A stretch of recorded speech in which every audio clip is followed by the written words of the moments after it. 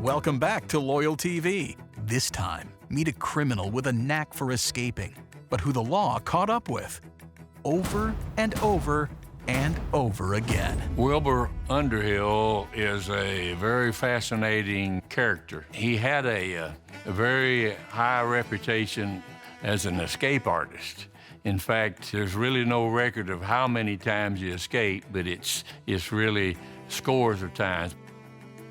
He is not as famous as some of the other well-known criminals like Pretty Boy Floyd, John Dillinger, Bonnie and Clyde, but his exploits, his adventures are just as notorious, just as treacherous as any of the others.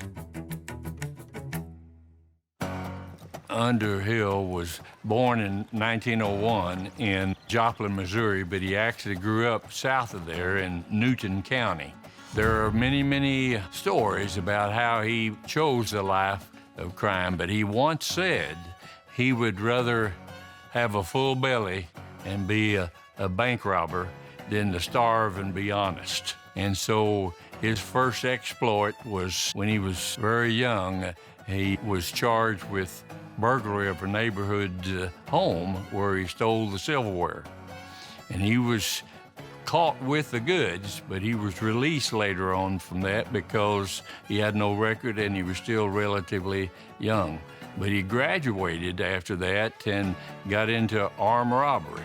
In 1918, he was arrested for robbing these parked cars in isolated areas, and so he thus gained the nickname the Lover's Lane Bandit. Well, he went to prison, and he was eventually paroled in 1922.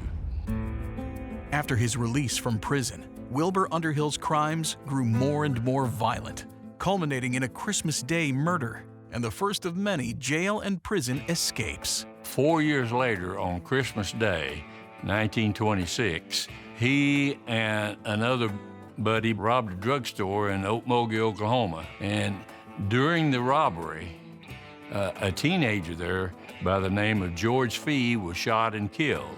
This time he was actually tracked down and put in the jail at Okmulgee very quickly. But within 30 days, he escaped. They eventually captured him again and sent him to McAllister. Of course, being under a life sentence, he felt like he had no obligation to be a model prisoner anymore, so he attempted to escape several times. And eventually, after being there 4 years, in July of 1931, he did escape and apparently made his way up into Kansas. Instead of staying under the radar, Wilbur Underhill quickly commits another crime in Kansas. While robbing a movie theater in Wichita, he's spotted by Sheriff's Deputy Merle Culver, who follows him back to his motel. A struggle ensues that ends in the shooting death of Deputy Culver, earning Wilbur his second life sentence. But prison couldn't hold him. On May 30th, 1933, he and 10 other inmates orchestrated a spectacular prison break from the Kansas State Penitentiary in Lansing. One of the members of the escapees was a guy by the name of Harvey Bailey. These two guys kind of hit it off along with many of the other escapees, and they formed what became known as the Bailey Underhill Gang. And they began to terrorize all the local banks really in Kansas, Missouri, and Oklahoma. And eventually Underhill gets the nickname there, the Tri-State Terror. This brought the FBI into the situation. The FBI, up to this time, through the 20s and the early 30s, was primarily more of an administrative agency full of lawyers and accountants and investigative guys, and they were not armed agents. And these crooks, these criminals, these bank robbers, took advantage of that. The local police were just not equipped in those days to handle it. And this began to frustrate the FBI and J. Edgar Hoover. at least unofficially, the FBI was not supposed to be armed just yet. But secretly, they began to arm themselves against these bank robbers. Not just the Bailey Underhill gang, but Pretty Boy Floyd, Jimmy Overstreet and his gang, who was a local desperado here from Shawnee, and Bonnie and Clyde and folks like that. And so they began a campaign to all out to try to find these people.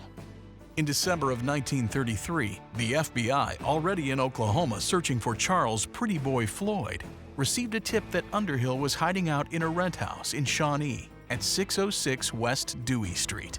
They located them there on December the 29th and surrounded the place with FBI agents, armed to the hilt with Tommy guns, things like that.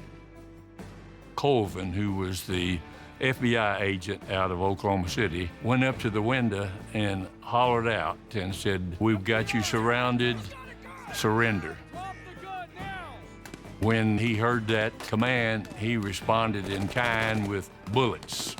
And so the agents who surrounded the place, they completely filled that house with tear gas and machine guns, pistols. Wilbur was riddled with bullets, but somehow or another escaped the house and run into the darkness. And so they hunted for him for several hours. We eventually worked his way downtown, and on Main Street there was a furniture store. Actually belonged to an acquaintance of his, and he hid out in there. But he was getting very weak because he was losing a lot of blood. But the owner tipped the agents off, and they eventually surrounded the place and arrested him. And they were amazed that he was still alive. And so they immediately took him to the local hospital. In fact, in a few days, he actually got a little bit better and sat up in his bed. But to the point to where they eventually decided, well, he's well enough to travel back to McAllister to finish his life sentence here in Oklahoma. And he made it back to the prison. There are some stories that say he died along the way, but most accounts say that he made it back to the prison. And once he got there, he didn't last long, but he gave the warden a message. He said, "Boys, I've come home." He finally succumbed to his wounds and died there on January 6, 1934. Besides his slippery demeanor, Wilbur Underhill has another distinction as the first fugitive killed by the FBI. After his death, it's reported that over 2,000 people attended his funeral in Joplin. Like many famous outlaws in the Depression era of the 1920s and 1930s, he was seen as a folk hero to some citizens, who often harbored and provided safe haven to bank robbers who spent their ill-gotten gains at local businesses and establishments. Thanks for joining us. Come back again for the best rapid-fire Oklahoma stories you've never heard, right here on LoyalTV.